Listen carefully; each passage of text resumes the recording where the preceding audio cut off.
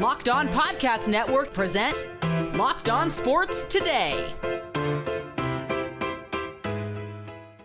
How exactly were the Seahawks and Patriots built to make this Super Bowl run? Also, Anthony Davis is now a Washington Wizard, and the Thunder are adding another piece to their already loaded roster. I'm Peter Bukowski, starting your day with the can't-miss stories and biggest debates in sports. You're Locked On Sports Today. Searching all major sports. Found. Let's start with the biggest story. The Patriots and Seahawks blew through the regular season and now meet in Super Bowl 60. How exactly were these teams built? I sat down with NFL analyst and former general manager Mike Mayock to discuss roster construction for New England and Seattle. I'm here with former general manager, a longtime TV pro, and now with Sumer Sports, Mike Mayock. And Mike, fascinating matchup in the Super Bowl this week. And two Ron Wolftree general managers that put those teams together.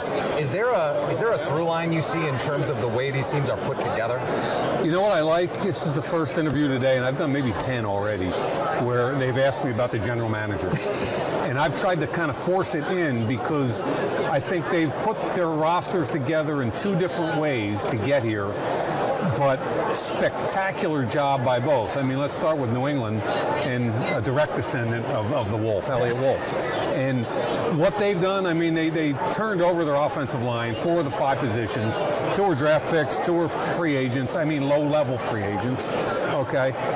They've done a really nice job with, 6 of their starting defensive players are free agents. Yeah. So they hit the free agents hard, and they spent a lot of money. But what I loved as a former GM is they did it intelligently, meaning, okay, you paid Milt Williams a lot of money. But Kairos Tonga right next to him was just a blue-collar, tough guy, but just as important to their success. You spend some money on Spillane, the linebacker. You know what? Another glue guy. Smart, tough, great in the locker room. Carlton Davis, defensive back, spent a little money. That's okay. Milt Williams spent a lot of money. So they did it different ways, but Elliott did it both draft and also in free agency and trades. So when you look at the Seahawks and the way that they're built, they'll play little. They'll play not little because they have Nicky Manwari, but they play the way a lot of colleges play. They'll play nickel, big dime, and we're seeing that trickle up now from the college game. Why do you think it's taken so long for those things to trickle up? I think what happens in the NFL is for instance, I'm laughing because a lot of teams are running the ball now, right? So my whole thing 5 years ago is we're going to start to see offenses get bigger and stronger because defenses have reacted by getting smaller, quicker, and lighter. And that's what we're seeing now. 6 offensive linemen, extra tight end, fullback, all that. We're seeing that around the league now to take advantage. And I think it's a similar situation. Seattle has drafted well. They've got guys that are versatile. Manwari, you've already mentioned. Witherspoon. They've got guys who can play inside and outside, cover tight ends, move back out again. And I think they're a little bit, are they going to play shell coverage and all that? Yeah, for the most part they are. But I love the way they target by game plan each week a different scheme. Stay up to date all year on the Seattle Seahawks and New England Patriots by subscribing to Locked On Seahawks and Locked On Patriots on YouTube or your favorite podcast app. You're Locked On Sports Today. Coming up, the Wizards have traded for Anthony Davis. Before we get to that, we'll take a look at some of the other significant NBA trades before the deadline, and there are plenty. It's the last call for football on FanDuel. One final Sunday, one last kickoff. The final chance to get in on the action before the NFL season officially comes to a close. This is Super Bowl 60, and FanDuel is making sure you're right in the middle of it with a special offer just in time for the biggest game of the year. Whether you're backing the favorite, riding with the underdog, or building one last same-game parlay, this is the game everyone's been waiting for. This is where predictions turn into plays, stats turn into storylines, and every snap feels bigger. It's the perfect way to cap off the season and make the Super Bowl even more exciting from kickoff to the final whistle. If you're a new customer, bet just $5 and get $200 in bonus bets if you win. Make it count because after the Super Bowl, the season's over. Last call for football on FanDuel, an official sportsbook partner of Super Bowl 60. Visit FanDuel.com to get started. The Bulls are moving Kobe White and Mike Conley to Charlotte for Colin Sexton and a handful of picks. Shams tweeted out about an hour and a half ago, just in, the Chicago Bulls are trading Kobe White and Mike Conley Jr. to the Charlotte Hornets for Colin Sexton, Ousmane Dieng, and 3 second-round picks, sources tell ESPN. Now, some pretext here. The Hornets acquired Dieng and a second-rounder from the Oklahoma City Thunder for Mason Plumlee, sources told Shams. Dieng was then rerouted to Chicago amid multiple transactions. Colby White, North Carolina extraordinaire. Are you saying Kobe or are you saying Colby? Colby, C-O-L-B. C-O-L-B-Y. Okay? Colby, whatever. Thank you for calling. Why Colby? Is it cheese? Is he a cheese or is he a hornet? I love you. I'm so excited. It's Kobe White. And you said we joked about it. We joked about it pre-show. Listen, here's the thing you have to understand. There's a lot going on right now. There are Jings and there are Kobe's and there are Colby's. It's Kobe and there's a lot going on. I'm sorry. I've seen this man play a million different times. I'm a little flustered right now. It's Kobe White. I appreciate you for stopping me, though. Thank you very much. It's only live. Kobe White has been with the Bulls after being drafted by Chicago in 2019. He was one and done out of North Carolina, averaging 19.5 points per game, 45, 37, 86 shooting over the last 3 years, 53% on twos. He'll be 26 years old on February 16th, which is President's Day. Now he's a Charlotte Hornet. Doug, what are your thoughts on Kobe White? This is insane. It's insane value. The Hornets having to give up 2 second-round picks, got one back in return. A lot of the details are going to be fuzzy in terms of the picks that are going back through. But just to acquire someone of Kobe White's talent and the fact that it still is an expiring contract leaves them flexibility to possibly re-sign him. I think that Kobe White, look, Colin Sexton was good in a lot of areas. He was somebody that could get downhill. The Hornets didn't have a lot of those guys, although Kobe White plays a lot at the rim too. But Kobe White's 6'5". This gives them size, and I think it gives them somebody that could possibly be just a generally better fit than Colin Sexton was. And also somebody that's younger. And the fact that you could do this, and he was a desirable player, had been in many a trade discussion where teams were actively trying to acquire Kobe White. And the Bulls were saying, no, we're trying to build something here. We're not going to do that. And now they are, because it looks like they are in complete fire sale mode to pivot whatever trajectory they were on. The Hornets take advantage of it, and they do it in a way that continues to allow them to make moves in the future. Just incredible asset management by Jeff Peterson.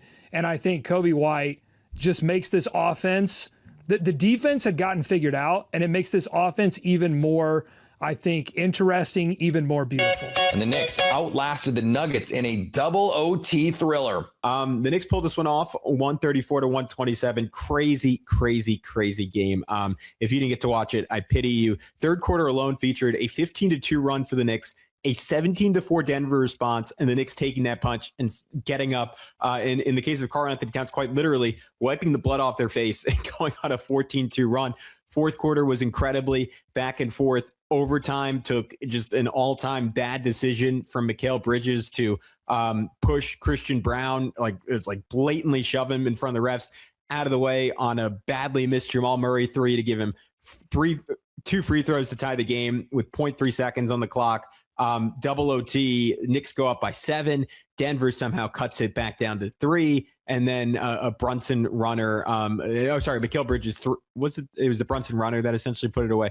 I'm losing track. It was insane. So much stuff happened. But the Wizards are trying to get serious. Anthony Davis suited up for just 29 games for the Mavericks before Dallas decided to ship him off to Washington in an 8-player deal on Wednesday. Ben Strober and Abdullah Ayyubi reacted live to the blockbuster trade on yesterday's episode of Locked On Wizards. Here's the full trade details for you. The Dallas Mavericks are trading 10-time NBA All-Star Anthony Davis, Jaden Hardy, nice young piece, D'Angelo Russell, and Dante Exum to the Washington Wizards for Chris Middleton, A.J. Johnson, Malachi Branham, Marvin Bagley, 2 first-round picks, and 3 second-rounders. Now, let me give you the full details here of exactly what makes this tantalizing part of this deal. The first text I got was 2 first for Anthony Davis? Hold on, wait a second.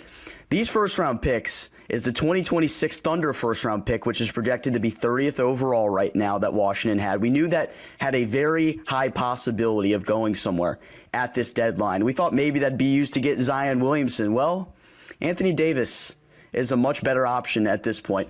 Also, the protected Warriors first-round pick from 2030 is in this deal as well. AB, this is a message here that was sent by this Washington Wizards front office, to say the least. I'm going to pull up the tweet right now from Shams. I think this is a direct copy and paste, the text that he likely got from the Wizards front office here. He tweets, NBA trade deadline stunner. The Wizards have completed their deconstruction phase and are now moving toward Young and Davis leading a rising young core. Washington has turned its previous Bradley Beal and Kyle Kuzma trades into Trae Young, Anthony Davis, and 5 pick swaps. This is unbelievable because how many times, AB, have you and I talked about how this entire rebuild was about asset management? The only reason the Wizards were able to make the trade for Trae Young possible was through asset management. Now Washington has in turn done the same thing. Every move was made with foresight to make something like this possible. And let me put this out here right now. Like, the kicker with this is risky. It's a risky move to go after Anthony Davis. Like, we're going to get the contract details for you right here. He's on a 3-year extension right now, set to make $58.4 million next year, $62.7 million the following year. There's a player option as well, 2027, so that could be important detail for that as well. And then 2028, he's sent to become an unrestricted free agent. Anthony Davis, we know, has struggled to stay healthy throughout his career. That's been a big problem, but when the dude is healthy, he has been unbelievable. For whoever he's been playing for at the time, there's a reason he was able to help lead LeBron to the championship in the bubble in 2020. But if you would have told me when this Wizards rebuild started, AB, back in 2023, that Bradley Beal would eventually become Trae Young and that Kyle Kuzma would eventually become Anthony Davis, I would tell you that you're crazy. But I think we've just come to realize with this new Wizards front office and with the NBA, you have to expect the unexpected at this point. And, man, it seems like the Wizards have sent a message to the league that they are ready to end this rebuild. They are ready to try to take the East. Wow. And I am in disbelief. I saw the tweet, and I saw the first half of it. It said AD getting traded. Then I swiped up for the whole notification and it said Washington Wizards, and I instantly called Ben. I didn't even look at the full details, but the fact that you didn't give up a lot of draft capital. Jaren Jackson Jr., Ben, went for 3 first-round picks, and I thought maybe the Wizards target Jared Allen, maybe Domantas Sabonis. That's a guy that you could target. Hypothetically, Isaiah Hartenstein, Mitchell Robinson in free agency, or however you want to land it big alongside Alex Sarr. Anthony Davis and Alex Sarr, Ben, when healthy, and it's a big if. Who's scoring on that front court? The lobs to AD. I mean, the fact that Wizards fans have doubted Will Dawkins is what he's done. Like you mentioned, every move is with a purpose. You acquire all these second-round picks in order to trade them eventually, and a 2030 protected first-round pick and that Thunder pick, which is going to be pick 30. Let's be real. It's hard to get a really good player at pick 30. Obviously, there's a possibility, but man, this is unbelievable. If you told me at the beginning of this season, knowing that this is year 3 of a rebuild, we weren't going to win a lot of games, and that AD and Trae Young, within basically a month's span, will be traded to the Washington Wizards, I think you'd be crazy. You need to be checked to a mental asylum. But AD to DC, AB is size, Ben. Stay up to date all year on the Washington Wizards by subscribing to Locked On Wizards on your favorite podcast app. Coming up, the Thunder have swiped Jared McCain from the Sixers. The Thunder needed offense, and now they've got it, or at least they hope they do. OKC has traded a 2026 first and 3 second-round picks for 76ers guard Jared McCain, who immediately gives a sharpshooting boost to the Thunder backcourt. Rylan Stiles and Derek Parker broke down the move on yesterday's episode of Locked On Thunder. I'm feeling a little extra juice from you first off today, Rylan. You're amped up. I'm loving it. It hit pretty hard, I would say. I don't think anybody was expecting this level of move. You know, we figured that there would be something around the fringes. I would say this is a step up from that. You know, this is a player that looked like a rookie of the year candidate, you know, a calendar year ago. And obviously he suffered the injury in his first season, and that's really hampered this second season. But I mean, the graphic here says it all. This is a pretty massive move in terms of moves that we thought the Thunder would make. Jared McCain is a big, big get. And I understand the draft capital that they sent out to get him. Yeah, I totally understand the draft capital. Look, we both love the draft. We both love Jared McCain in this draft of 2024. We both love the 2026 draft. But the thing is, right, they already have or had up to 3 selections in the 2026 NBA draft. Now they sit with 2, the Clippers and funny enough, the Sixers pick, which they did not give the Sixers their own pick back. They give the Sixers the Houston pick back, which there is a bit of a gap there between where those 2 picks are. The Sixers are at pick 18. Houston is down at pick 26, which now goes to Philadelphia instead of Oklahoma City. At pick 26, you're not going to find someone who can do the things that Jared McCain can do. And I think that that's where Houston is going to remain, somewhere in the 26-27 range for the rest of this season. So I think that this is a best case scenario for that draft asset, is to get a guy like Jared McCain. You're at least not going to find someone that can plug in as quick as Jared McCain. Could you get a talented player there? Sure. Like, is Philadelphia probably going to go get a decent player, or flip that to a team who could go draft a decent player in a deep draft? Yes. Are they going to be as ready as Jared McCain is, with NBA experience already under his belt? You know, he's a high field player. He's going to be able to plug in pretty seamlessly immediately. So yeah, we talk about kicking these picks down the road to go and get players. This is kind of the adverse of that, where, you know, now they're flipping this pick for a player that has a little bit under his belt, albeit with a lot of room to grow moving forward too. Yeah. And the second round picks are just nothing. I mean, and I don't say that flippantly. This is why you go get $1 billion second round picks, is because at the trade deadline, the second round picks, they are the sweetener to get a deal done. And they push this deal over the finish line by giving them 3 second round picks. And guess what? The Thunder still have approximately 2.3 billion second round picks moving forward. Like, so they're still fine on the second round pick front. Also, want to make a quick note. Obviously, the Wizards got AD today, and Shams put out the tweet about how they got a Thunder pick. People have been confused by that. The Wizards already own that Thunder pick heading into today. The Thunder are not involved in that trade. It's a separate transaction, just like Houston is not involved in this trade, but it is Houston's pick that Oklahoma City already owned. So with Jared McCain, I think that he immediately helps this team. And why this move is so stunning, Derek, is because heading into the trade deadline, we've had many a pods, many a live streams, many a articles about what we expected Oklahoma City to do. Move on from Ousmane Dieng, get an insurance big man, maybe they just get a nothing burger for Ousmane Dieng. Maybe they just attach 2 seconds to him and get a Dayron Sharp, right? A rental. And instead, they get a guy who is going to take up a roster spot next year. Like, this is someone who has already had his club option picked up, of course, by Philadelphia, which transfers to Oklahoma City, $4.4 million next year, and $6.7 million the year after that in a club option before he hits restricted free agency. But the Thunder are not going to flippantly give away a first-round pick to not have him on the team next year. That'd be stunning.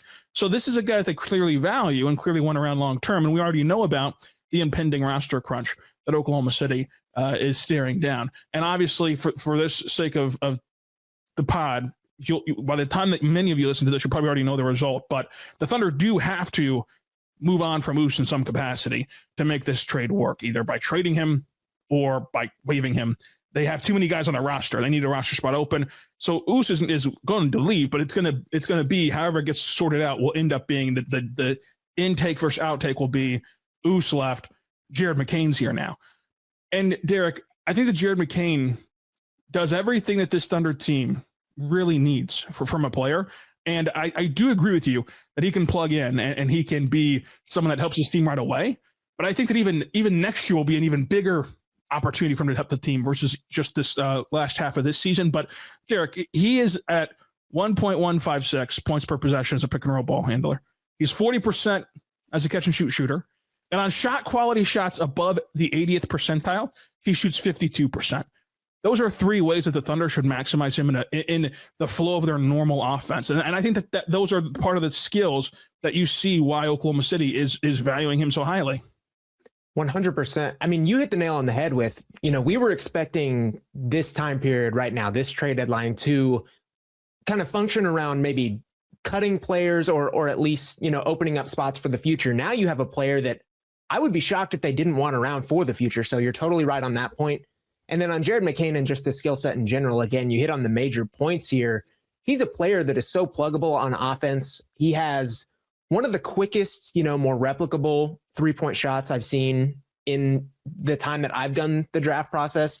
His three-point shot is really, really solid, like very good mechanically. He can do no dip. He can do it off screen. He can do it on the movement. This is a guy that shot, I believe, 58% in transition with the Duke Blue Devils through his one season. That's pretty incredible. He's lightning quick. And then you talk about the secondary playmaking, the pick and roll stuff.